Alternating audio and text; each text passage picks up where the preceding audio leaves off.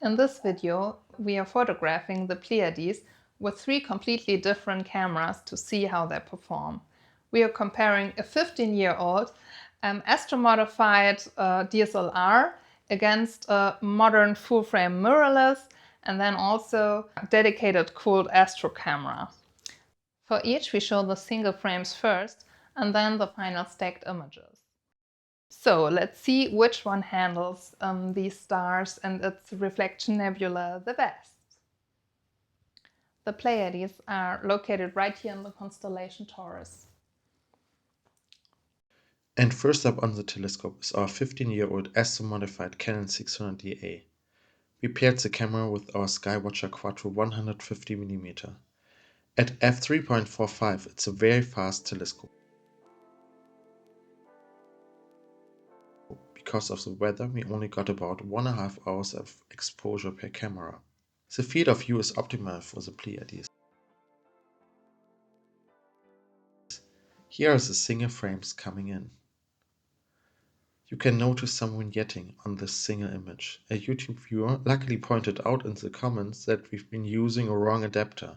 So we were using an M42 adapter instead of an M48. The too small adapter has created the vignetting.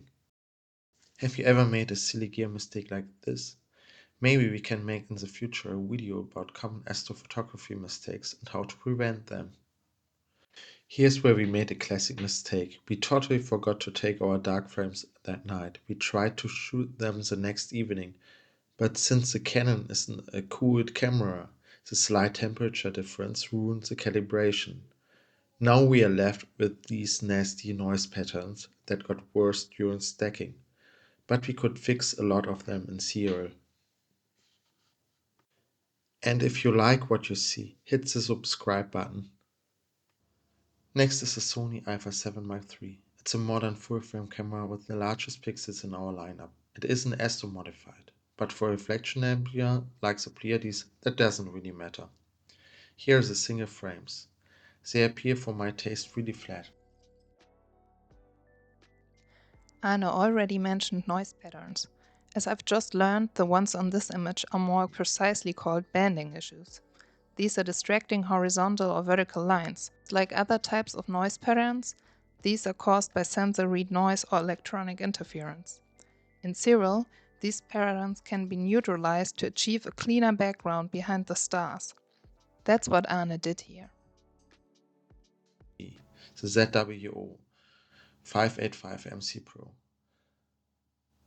This cooled Astro camera has the smallest sensor in pixels.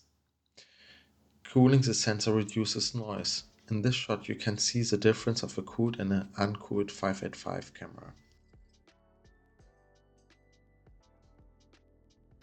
The field of view is not optimal, but it's sufficient to get most of the Pleiades in the frame. The single frames reveal nothing special. In the final image you can see the wispy clouds of interstellar dust. The noise is also a bit lower. On the second night, we collected some more light. With 3 hours you can see a lot more details and less noise, but for comparison reasons, we will compare only the pictures with the same exposure length of approximately 1.5 hours. So, which result is your favorite? Do you prefer the Sony's wide field or the details from the dedicated cooled Astro camera? Please let us know in the comments.